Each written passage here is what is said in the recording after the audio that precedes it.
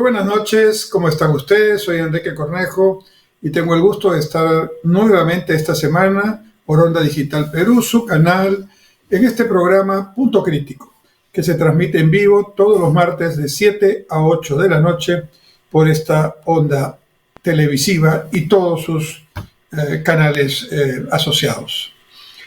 Estamos 12 de julio del año 2020, estamos apenas a unos días de la presentación del presidente de la República ante el Congreso. Antes que eso, en estas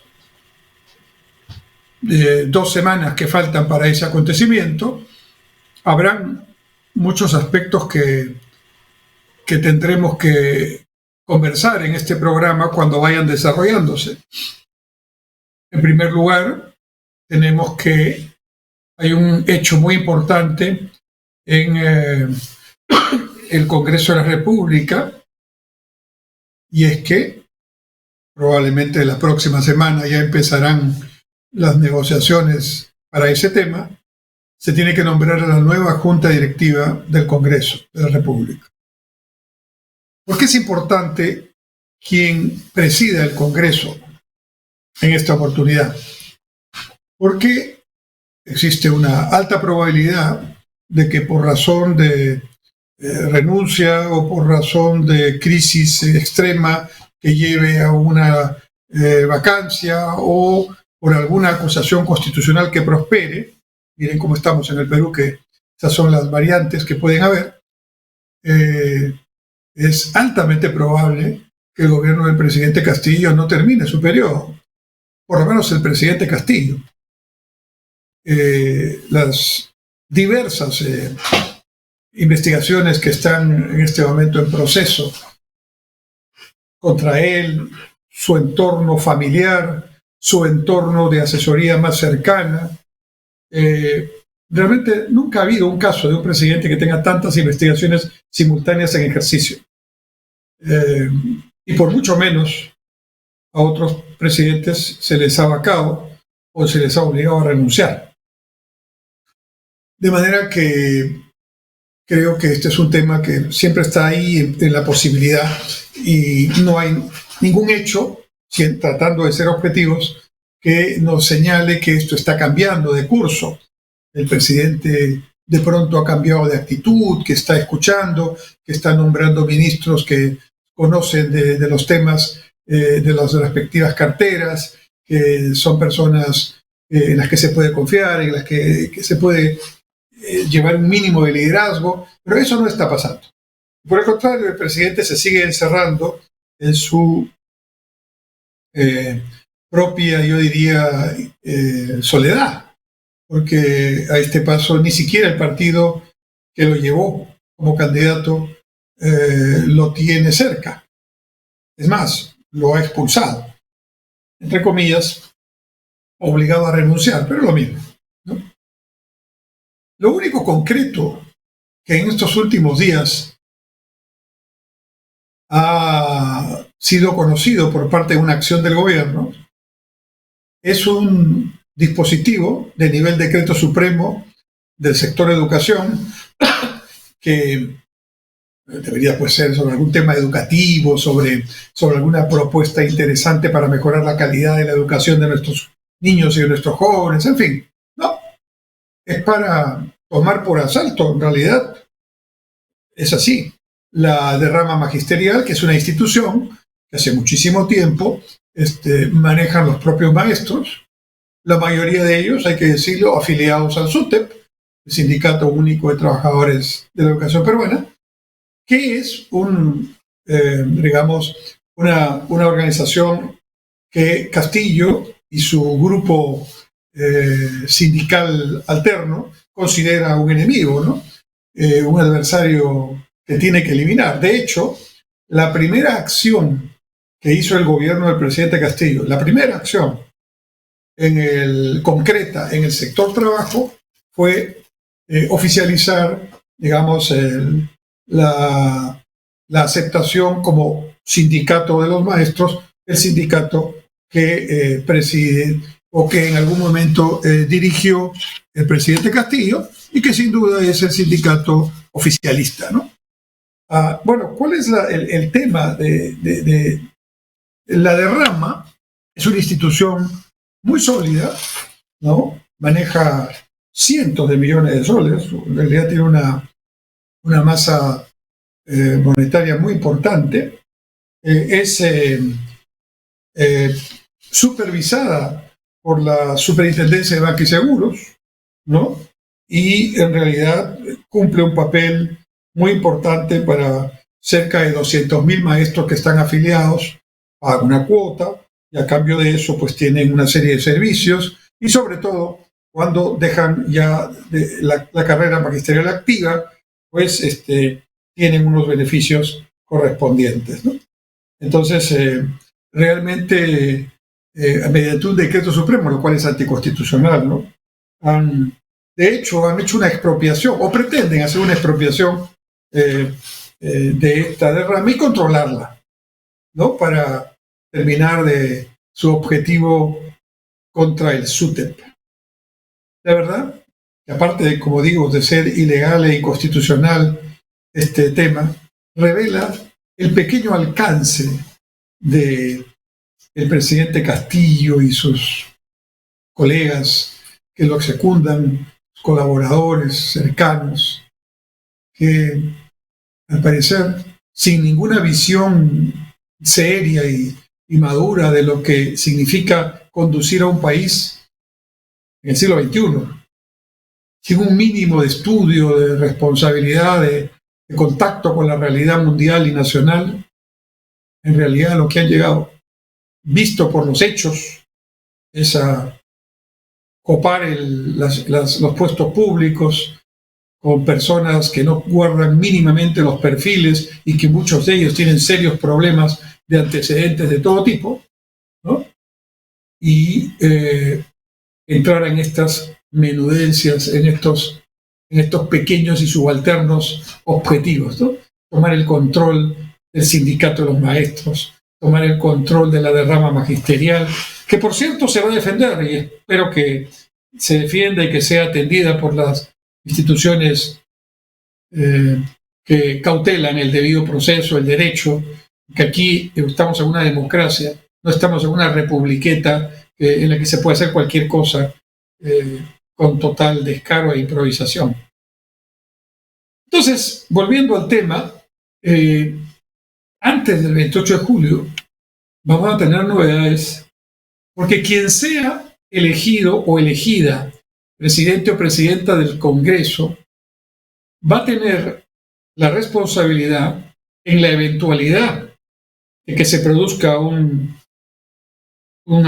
corte, un adelanto de elecciones o un corte constitucional, siempre constitucional. Aquí no hablamos de nada que no sea estrictamente ligado a lo democrático, a lo legal y a lo constitucional. La Constitución felizmente tiene una serie de variantes constitucionales para poder darle una salida a crisis políticas como las que hoy tenemos. Y esto va a producirse, entonces, si esto se va a producir en el transcurso, no sé, de semanas, de meses, pero se va a producir, por lo que estamos observando, entonces, ¿quién sucede al presidente? Si es vacado o renuncia, o si es denunciado constitucionalmente y suspendido en sus funciones, pues tendría que ser la única vicepresidenta. Pero la vicepresidenta también está en un proceso de acusación constitucional muy serio, la verdad que muy, muy claro, por circunstancias muy parecidas, vacaron o destituyeron en realidad al alcalde de Lima, ¿no? Y el alcalde de Lima, por haber aceptado, siendo alcalde de Lima, un directorio en Sedapal, ¿no? Donde aparentemente habría recibido dietas que no cobró, pero que recibió, eso va contra la ley, contra la Constitución. Y simplemente se probó que se había producido y automáticamente el alcalde Jorge Muñoz quedó destituido. A mi juicio, un alcalde que tenía muy buenas intenciones y que además estaba haciendo un trabajo, hay que considerar que le tocó la pandemia, ¿no? Estaba haciendo un trabajo no espectacular, pero sí no había hecho nada que corresponda a un acto irregular, ni mucho menos. Y entonces tuvo que salir. Bueno, la señora vicepresidenta, cuando ya ha estado en funciones de vicepresidenta e incluso de ministra, que es ministra además, ¿no? Mantuvo un cargo privado en un club departamental, creo que el club departamental Apurímac. Y en ese cargo, y en función de esa tarea, que no puede ejercer constitucionalmente, está prohibido que un funcionario público tenga esa doble instancia, ¿no? Ha firmado cheques, ha desarrollado acciones que están prohibidas por la Constitución. Entonces, es un hecho que tarde o temprano, y el proceso está avanzando, la señora será destituida, suspendida, de la misma forma como lo fue el alcalde o el exalcalde Jorge Muñoz, el alcalde de Lima. Entonces, si eventualmente pasara algo con el señor Castillo, ya no sería la vicepresidenta, no hay otro vicepresidente. El otro vicepresidente era el señor Cerrón, pero el jurado le cortó la posibilidad de serlo en su momento. De manera que la sucesión vendría de acuerdo a la Constitución para quien ocupe la presidencia del Congreso de la República. Por eso es tan importante quien sea nombrado como presidente o presidenta del primer poder del Estado.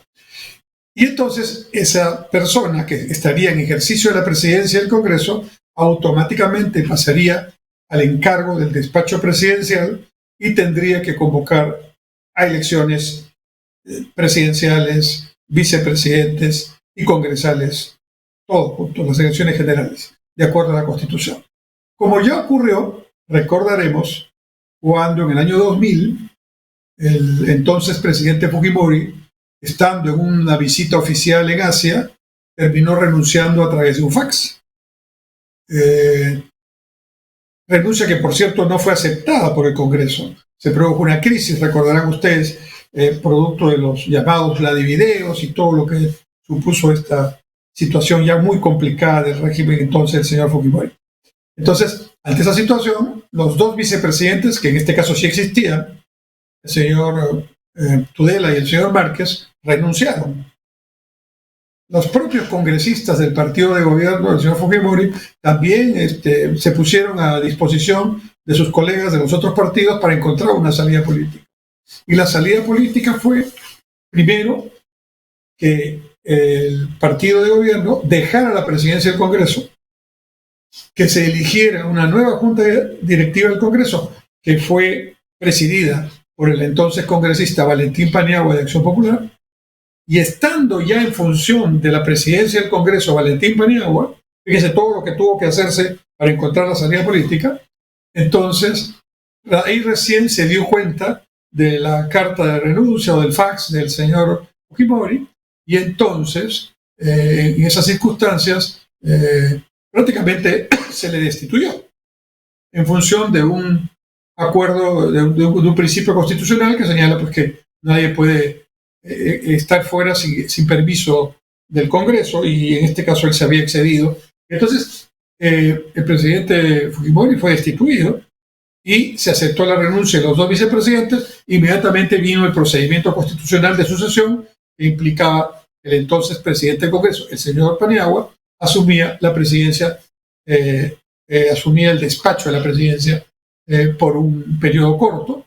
Inmediatamente convocó elecciones. Las elecciones fueron en el 2001 y el sistema se restableció. Así que esos son los caminos constitucionales que tienen que visualizarse, tienen que verse, porque entonces estamos en una situación igual de grave, aunque con distintos matices que sin duda han hecho que hasta ahora no se logre una salida política rápida a este asunto. Pero además entonces del nombramiento de la nueva mesa directiva del Congreso de la República y la importancia que esto tiene, por lo que estoy conversando con ustedes, lo que suceda con la señora vicepresidenta y su acusación constitucional que está corriendo, y con una situación que no tendría por qué ser diferente a todos los otros casos similares que se han producido, y tendría la señora que ser destituida por haber faltado a la Constitución Política del Estado, que señala expresamente que no se puede tener un cargo de funcionario público y otro, no se puede tener dos cargos públicos, ni un cargo público y otro en la actividad privada. Eso no es posible. Y entonces, lo único que la Constitución permite es tener un cargo público y ejercer la docencia por un número de horas. Eso sí lo permite la Constitución. Es la única excepción que hace. En consecuencia, tenemos aquí una situación complicada en las próximas semanas, que además de los temas propios de las investigaciones que corren con respecto al presidente, a su esposa, a su cuñada, a sus sobrinos, a su exsecretario privado, a su exministro de Transportes y gran cercano colaborador suyo. Entonces, realmente es un problema que tiene que encontrar caminos de solución pronto, porque ya el país no soporta estar en esta situación de incertidumbre. Ahora bien, mientras eso ocurre, estamos también en una situación económica que, por un lado, tiene un escenario internacional que no se arregla, que no se ha arreglado, y por otro lado tiene un escenario interno que está afectado por esta situación política. Empezaré con el escenario internacional. La guerra entre Rusia y Ucrania, en realidad la invasión abusiva de Rusia para entrar a Ucrania y afrontar a todo el mundo en realidad, ¿no?, está teniendo consecuencias muy complicadas para la economía mundial. Esta es una zona, la zona del conflicto, que está en el centro de Europa, ¿no?, que tiene mucho que ver con la provisión de alimentos. Esa zona es una zona también productora de fertilizantes y es una zona productora de petróleo y de gas. Y esos son precisamente los mercados internacionales cuyos precios se han visto tremendamente afectados hacia arriba por situaciones concretas de desabastecimiento ante la guerra. Eso por un lado, y eso ha afectado no solamente a los que están cerca del conflicto, sino a todo el mundo. Los precios de los alimentos se han disparado.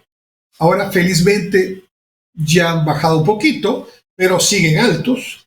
El precio del petróleo, del gas, etcétera, también se ha disparado. Y la consecuencia inmediata que tenemos nosotros, que somos importadores de petróleo, y que el petróleo que importamos se usa básicamente para el transporte público y privado, entonces realmente eso nos ha afectado directamente y hoy tenemos unos precios de combustibles bastante elevados, lo que también ha tenido impacto sobre los fletes, sobre los precios de los alimentos, etcétera, y de todo en realidad, ¿no? Pero además está este tema de los fertilizantes, que claro está, hemos estado trayendo de alguna manera. En fin, el gobierno también hizo 2 licitaciones que quedaron truncas, incluso la segunda, con alguna supuesta situación de irregularidades que se tendrán que investigar. Pero lo concreto es que estamos próximos a iniciar una nueva campaña agrícola y no se va a tener el total de fertilizantes necesarios. Y si no se tienen los fertilizantes en el momento del inicio de la campaña, pues no hay oferta en esos terrenos que no se han podido atender con los fertilizantes correspondientes. Eso disminuye la oferta alimentaria. Miren, nosotros tenemos un componente importado en nuestra canasta básica de consumo por el lado de alimentos, que tiene que ver básicamente con maíz, que es importado, y ese maíz hace fundamentalmente, por ejemplo, lo que es el alimento balanceado del ganado y principalmente de los pollos. El pollo tiene un importante peso en la canasta básica familiar y el pollo come alimento que incluye maíz importado. Entonces, el maíz, por ejemplo, tiene esa secuencia, ¿no? Sube el maíz, sube el precio del alimento balanceado, sube el precio del pollo y el impacto es directo en la canasta y sobre todo de los sectores medios y sectores pobres, que son los que más se ven perjudicados. Ese es el lado del maíz. Para poner un solo ejemplo de cómo funciona. Luego sube el precio del trigo, el trigo que usamos para el pan que consumimos, para el pan popular, es el trigo importado. Ya ha habido intentos, esto no es nuevo, de cambiar por trigo nacional, por papapán, por camotepán, pero la levadura, el tipo de pan que a nosotros nos gusta es con el trigo importado. Y el trigo importado también ha subido de precio, como el maíz, ¿no? Esa es la segunda línea, ¿no? El trigo que viene y directamente afecta a un producto tan sensible y tan importante en la canasta básica alimenticia como el pan. Y la otra línea de entrada de importaciones es la línea de los aceites, ¿no es cierto? Y ahí también tenemos un componente importado y también el aceite es fundamental. Entonces, ese es el componente importado que nos está afectando, pero ya nos golpeó. O sea, yo no creo que haya un golpe mayor que el que ya hemos recibido. La inflación de alimentos en el Perú, en promedio, está en 12.7%. Es una inflación muy alta, pero la pegada ya la hemos recibido. Ya el consumo se ha alterado, algunas familias han hecho sustitución, otras no han podido siquiera hacer eso y han disminuido globalmente su consumo. El efecto ya se ha producido. Y yo creo que en los próximos meses no habrá un efecto que nos complique más, al menos de la información que tenemos, por ese lado. Ya estamos complicados. Pero el otro problema es que eso será pues el 10, el 20% de lo que consumimos, pero el 80% de lo que consumimos en la alimentación diaria lo provee la agricultura peruana, ¿no? Nuestra agricultura de la costa, de la sierra, incluso de la Amazonía. Esa agricultura es la que está en peligro de producir normalmente, que no tiene el fertilizante que debería tener en la cantidad y en la calidad necesaria. Va a haber. Hay fertilizantes que han llegado, son caros, los agricultores están pagando muchísimo más por el fertilizante y eso evidentemente ya es un problema. Pero el otro problema es que algunos no van a poder producir, no van a poder sembrar, ¿no? Entonces ahí tenemos una posibilidad de una crisis alimentaria pronta por ese lado. Vamos a dejar esto aquí. En la segunda parte continuamos con cómo está afectando esta situación el tema interno de la economía peruana. En un momento regresamos.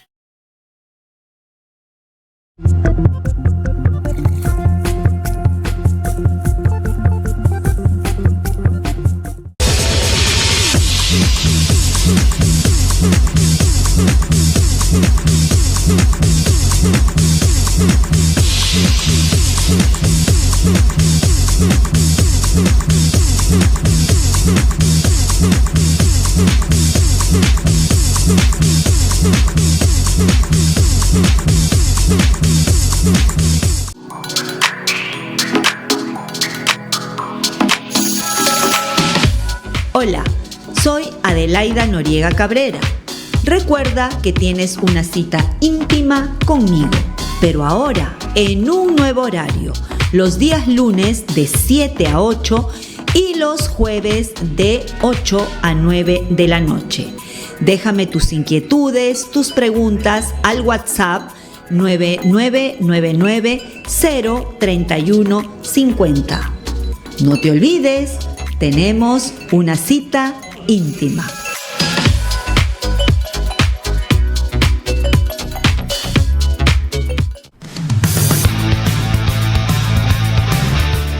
Hola, soy Omar Sar y todos los viernes a las 18 horas transmitimos nuestro programa El Constitucional por Onda Digital, canal 18.4 de televisión digital abierta en Lima y por Cable Más en el canal 791.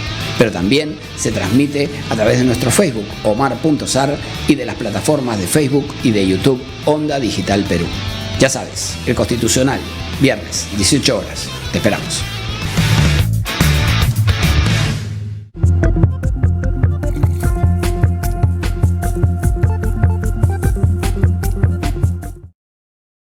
Continuamos en nuestro programa Punto Crítico que transmitimos todos los martes de 7 a 8 de la noche por Onda Digital Perú, en vivo.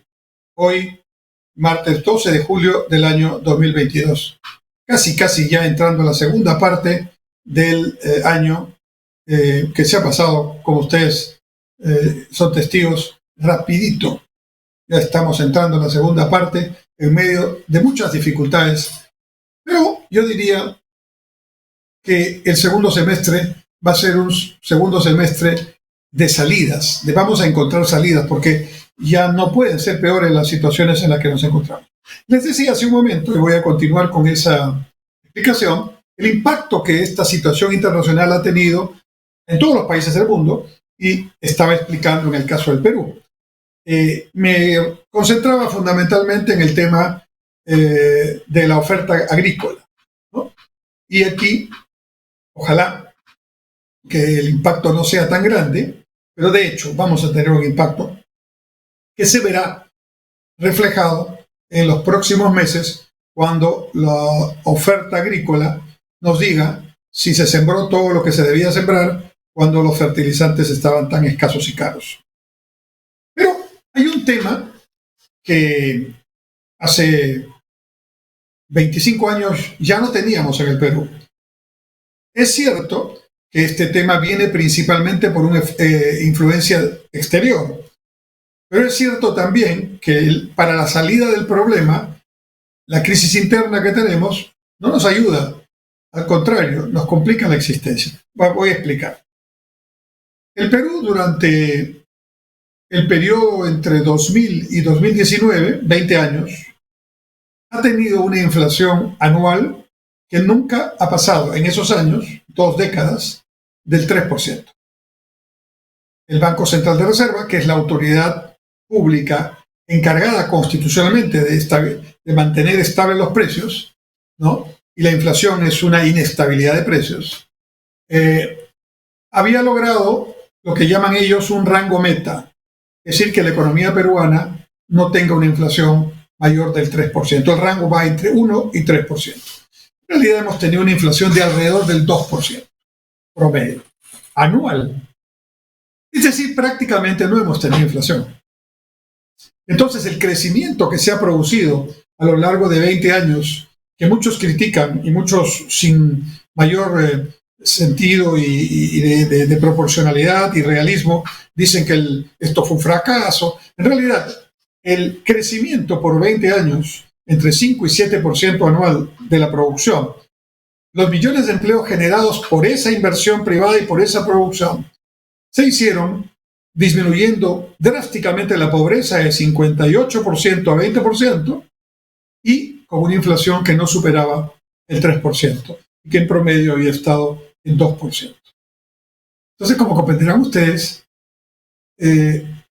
los ciudadanos peruanos que tienen menos de 40 años no vivieron conscientemente, por lo menos, lo que significó el tremendo problema de la inflación y la hiperinflación en los años 70 y en los años 80, que tuvo que obligadamente generar un ajuste en los años 90.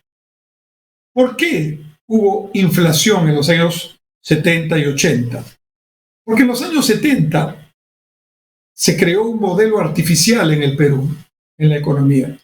Un gobierno militar presidido por el general Velasco Alvarado, con una política de izquierda, claramente, que para muchos era románticamente un gobierno, se llamaba gobierno revolucionario de la Fuerza Armada, generó una serie de políticas de controles, de subsidios, de empresas estatales, digamos, fundamentalmente, medidas que no privilegiaban, que no alentaban a la inversión privada.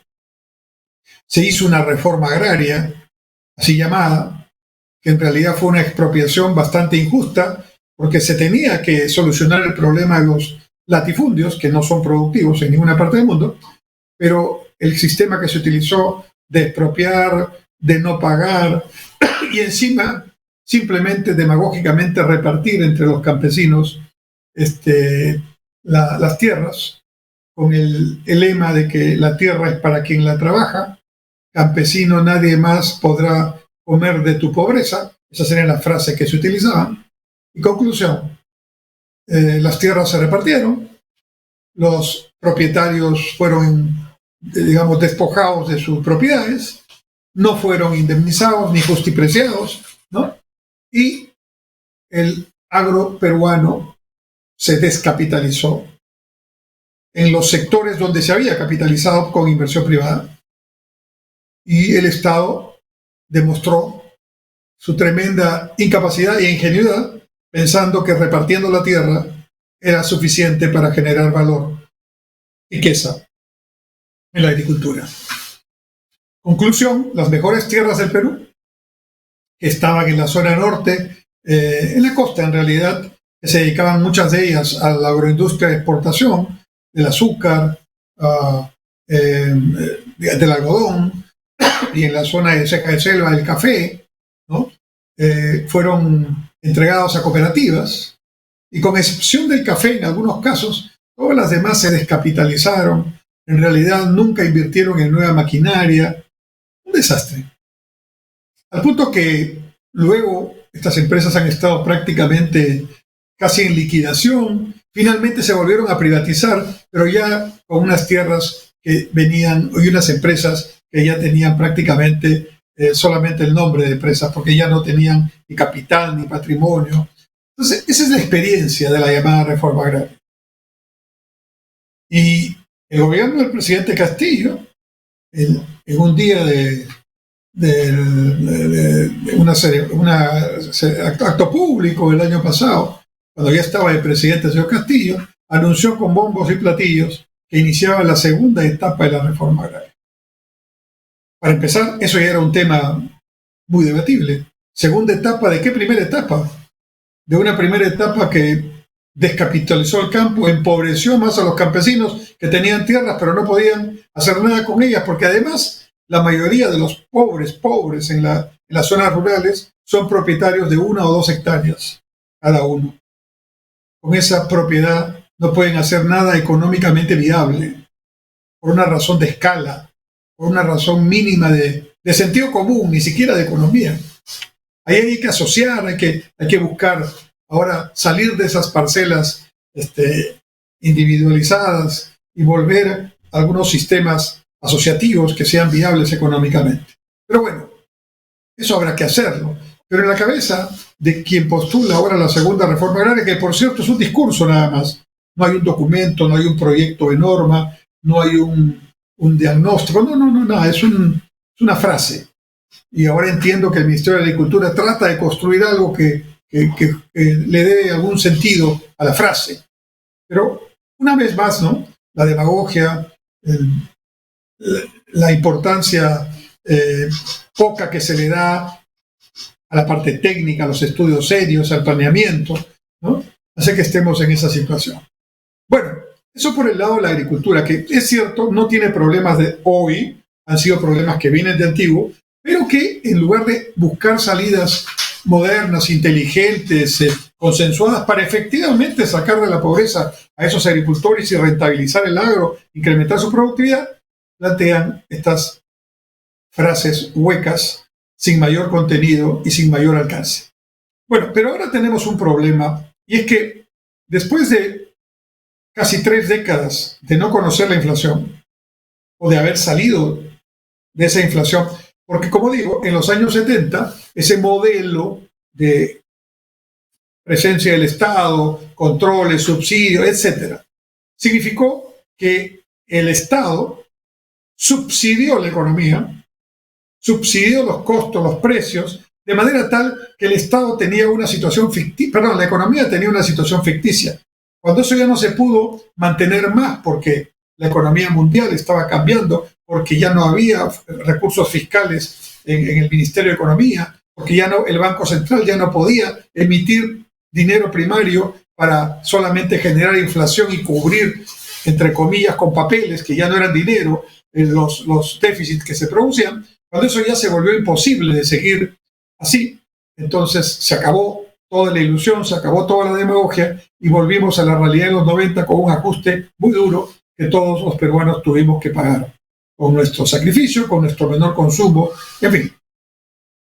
Entonces, con ese aprendizaje, en lugar de no volver a cometer los errores cometidos en décadas pasadas, se insiste con estos modelos trasnochados de mayor Estado, de controles, de subsidios, de ruptura de contratos con inversionistas extranjeros, en fin, todo el discurso que se resume en una sola frase: cambiemos la Constitución, que felizmente no ha podido concretarse porque los mismos congresistas, a pesar de todas las críticas que les podemos hacer, han impedido que se logre el número de votos que pudiera viabilizar semejante idea de un cambio de Constitución en medio del caos.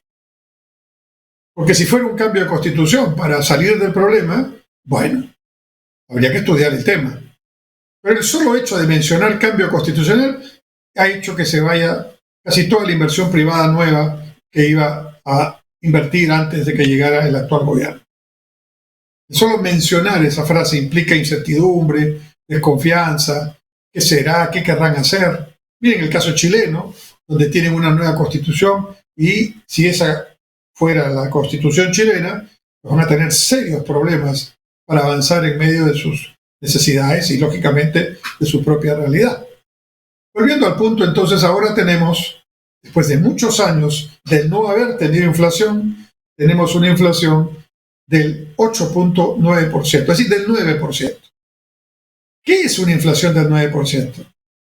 Promedio, porque ya les dije que en alimentos es de 12.7%. ¿Qué es una inflación del 9%? Para ponerlo en términos muy prácticos, hace un año y medio, los peruanos teníamos una inflación del 3% anual. Y hoy tenemos una inflación 3 veces más alta. 3%, 9%. Parece bajito todavía, pero es peligrosísimo esa inflación, ¿no? Y entonces, si tú tenías un ingreso, vamos a decir, de 100 hace un año y medio, con el que comprabas X de alimentos, X de educación, X de salud, X de transporte, ahora esos 100 solo te sirven porque la inflación se ha multiplicado por 3, ¿no es cierto? Entonces, has tenido un impacto que equivale, digamos, al 30% de lo que tenías antes. Ya, de alguna manera, puedes haberlo perdido, al menos en algunos casos, ¿no? Entonces, no podemos estar tranquilos con respecto al tema de la inflación.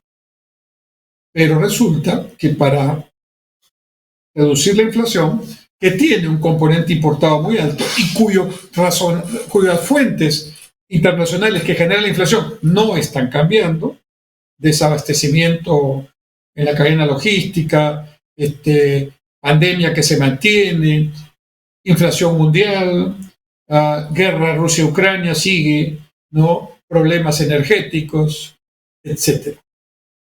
Pero hay dos formas de combatir la inflación. La primera es reduciendo un poco la demanda. ¿Quiénes demandamos? Todos demandamos. Las familias demandamos cuando incrementamos nuestro consumo, nuestro gasto. Las empresas demandan cuando buscan créditos para inversiones. El gobierno demanda cuando gasta. Entonces, la idea es que la demanda baje un poco para que la presión sobre los precios no siga tan alta.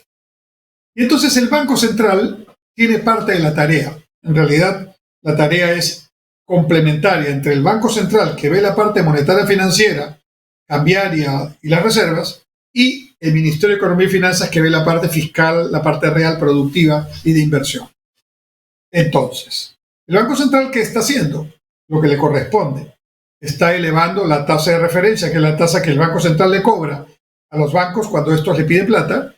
Esa tasa estaba hace un año en 0.25% anual y hoy está en 6% anual. Ha subido 23, 24 veces.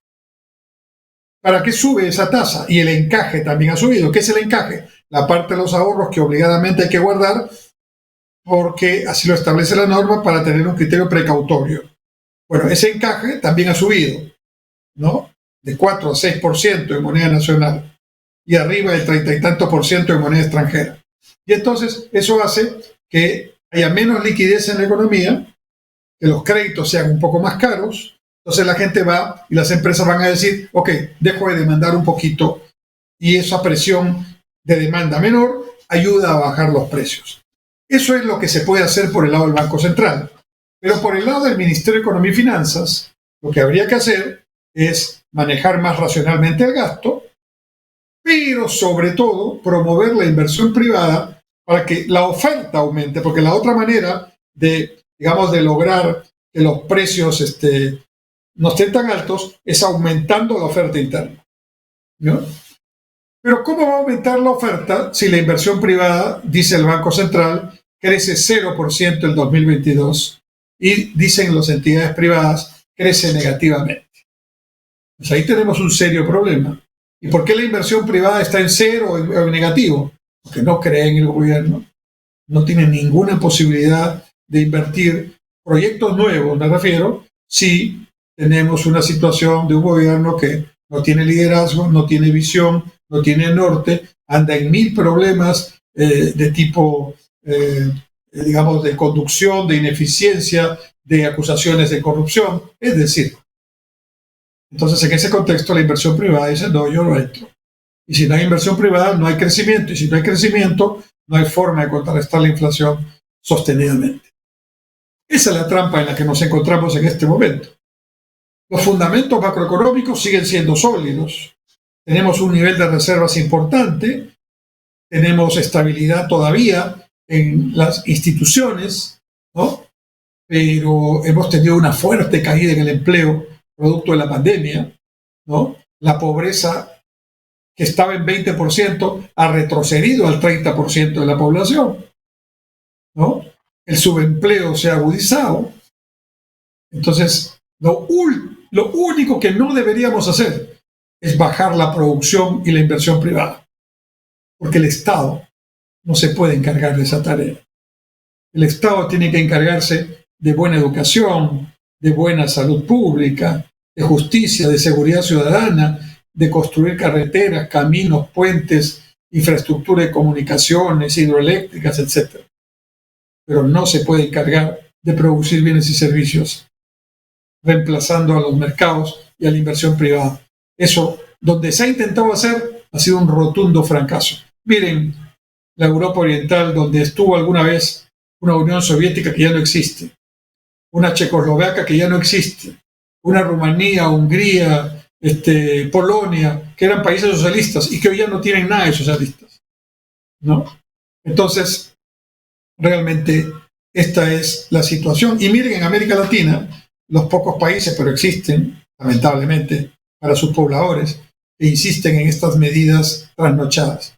Miren Venezuela, miren Nicaragua, miren Cuba.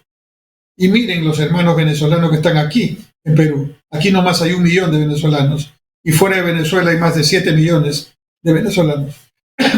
Y los 7 millones de venezolanos hay que multiplicarlo por 4 o por 5, porque han salido para trabajar. Y trabajando, enviar mensualmente remesas a sus familias para que puedan vivir. ¿Cómo se puede vivir en Venezuela? Que a pesar de que el precio del petróleo que ellos tienen en cualquier lugar de Venezuela, ¿no?, ha subido a $118 el barril, el salario mínimo en dólares en Venezuela es $2 al mes. $2 al mes. Entonces, ¿cómo no va a ser importante los $100 o $150 que mensualmente envían los 7 millones de venezolanos que trabajan en el exterior? Eso vive Venezuela ahora, o las familias venezolanas, porque el modelo es un desastre, ¿no? Un desastre económicamente hablando y políticamente una dictadura, ¿no? Entonces, estimados amigos, hay que mirar esto con seriedad porque está el tema político, el tema económico y el tema social totalmente, digamos, involucrados. No se puede trabajar por separado estos asuntos. Y en este momento, reduciendo todo, el problema principal consiste en que no tenemos gobierno, mejor dicho, tenemos uno que parece que no es, ¿no?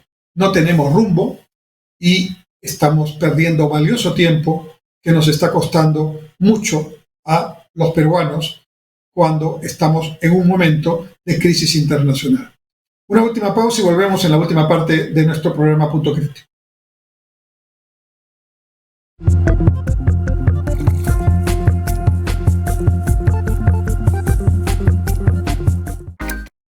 Algunas veces es formal, otras es más casual, a veces es pícaro, pero siempre muy entretenido. Por fin es hoy, con Hamilton Segura, por Onda Digital Perú, canal 18.4, también por Cable Más, canal 791 y por Facebook. ¿Buscas nuevas ideas para fortalecer tu negocio? Aquí en Onda Digital 18.4 y también por Cable Más tenemos Persevera Empresarial, un programa con ideas, consejos y sugerencias para ti y tu empresa. No te lo pierdas, martes 9 de la noche, Onda Digital 18.4. Te invitamos.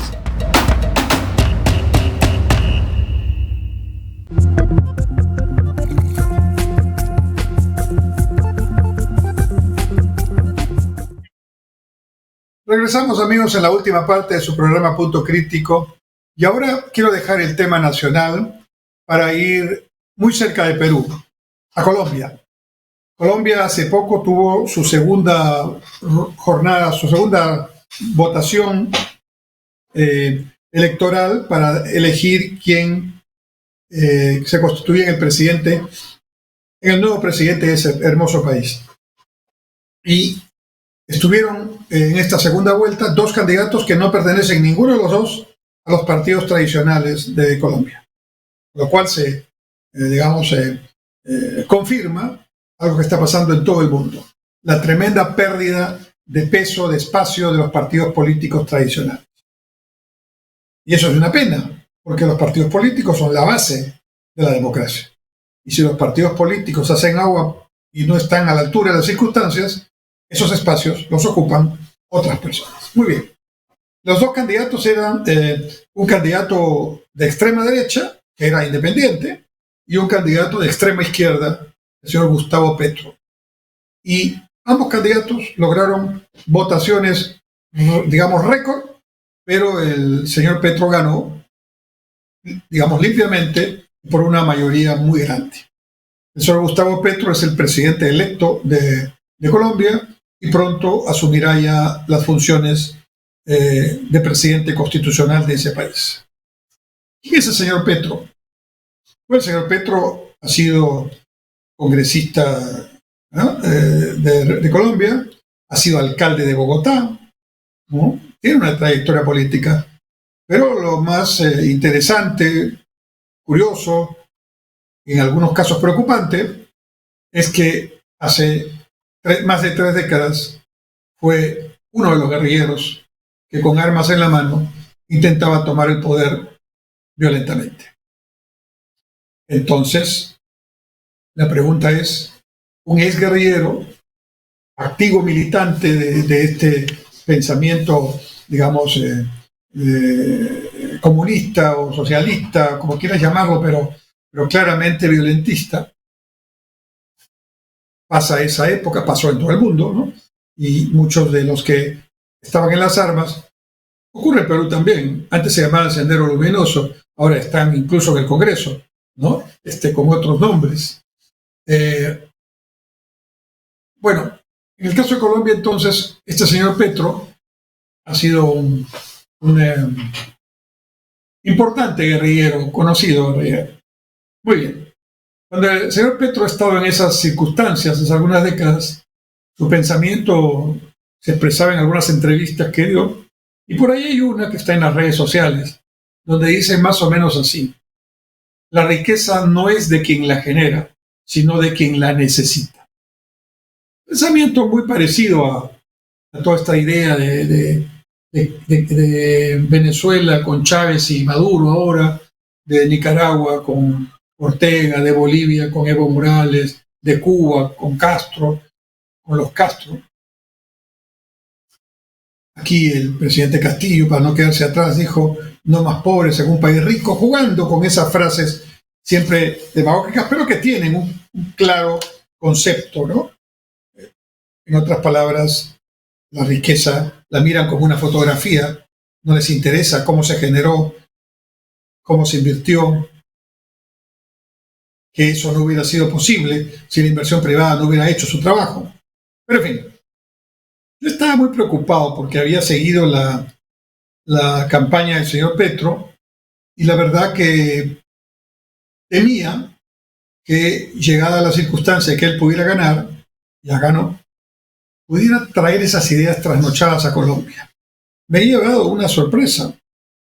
En la primera entrevista que da el señor Petro para la revista Cambio de Colombia, una revista conocida, muy prestigiada, lo entrevistan dos periodistas, y uno de los periodistas es uno que lo entrevistó cuando era guerrillero, cuando ambos eran mucho más jóvenes, por supuesto. Entonces fue interesante porque le pregunta, bueno, ¿y usted cómo ha cambiado? Y Petro contesta, yo he cambiado porque el mundo ha cambiado. Y no podría inteligentemente ser una persona que sigue pensando como hace 30 o 40 años. Interesante que lo diga alguien que va a ser presidente de un país tan importante como Colombia. Y dice, en la época en que yo tenía las armas y pensaba que así había que llegar al poder, existía la Unión Soviética. Hoy ya no existe. ¿Cómo voy a quedar en el mismo pensamiento?, dice Petro.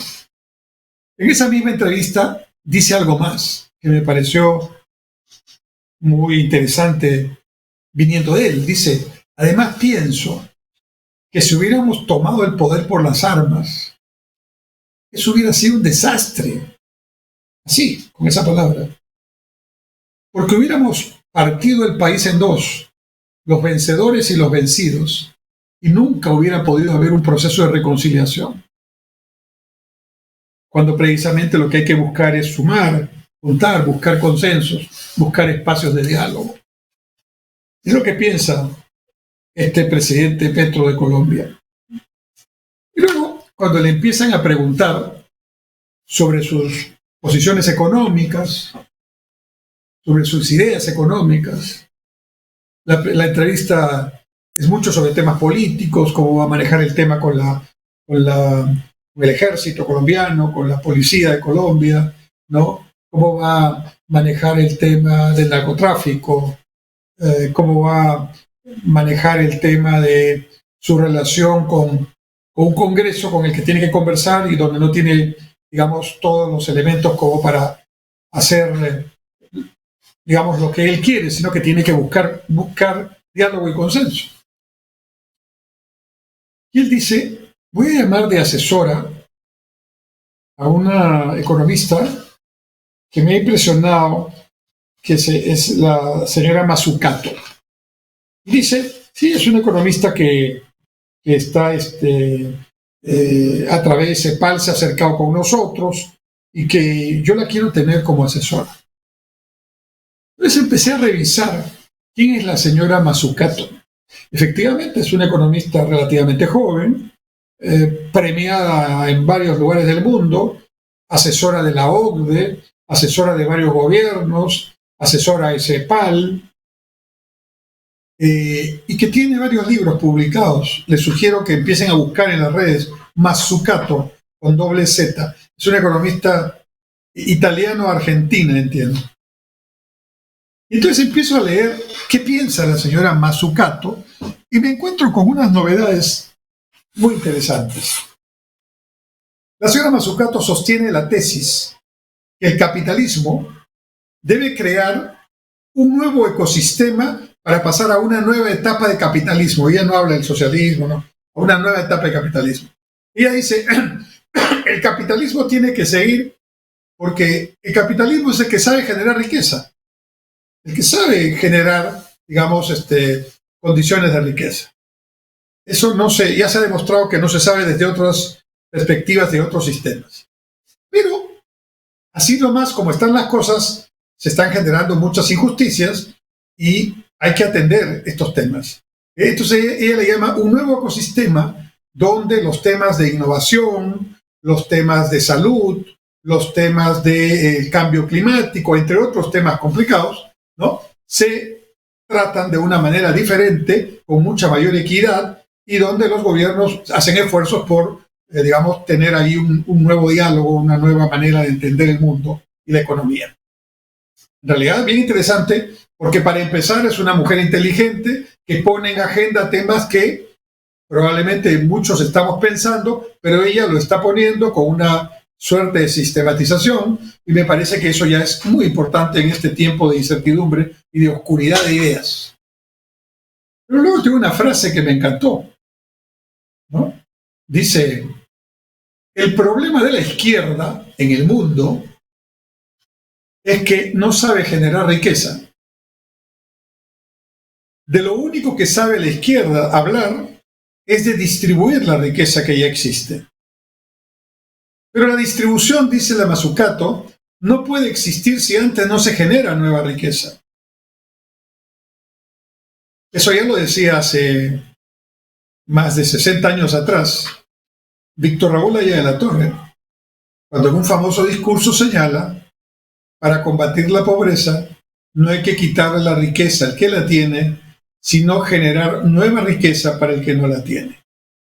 Más que un juego de palabras, una frase de gran profundidad. Bueno, y la Mazzucato está en esa línea. Dice: lo que los izquierdos, llamados de izquierda, saben es hablar mucho de distribución, pero no se puede distribuir lo que no se ha creado antes. Entonces, lo que la izquierda debe hacer es aprender a generar riqueza, ¿no? Y la riqueza no se genera por dispositivos legales o por un Estado que se mete de aprendiz de empresario, ¿no? Sino por circunstancias que claramente tienen que corresponder a promover, digamos, el cambio con justicia, con cuidando el medio ambiente, atendiendo la salud, la educación, pero sin espantar a la inversión privada.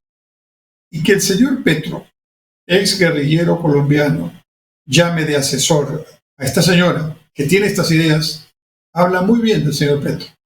Así que hay que estar muy atentos a lo que vaya a hacer Colombia con este nuevo presidente, que, contrariamente a lo que muchos pensábamos, no va a improvisar, no va a decir cosas que no tengan sentido, como lamentablemente estamos viendo en muchos países de América Latina, incluido el Perú, sino que va a plantear algo inteligente para Colombia, y en ese sentido vale la pena seguirlo y analizar lo que vaya a hacer.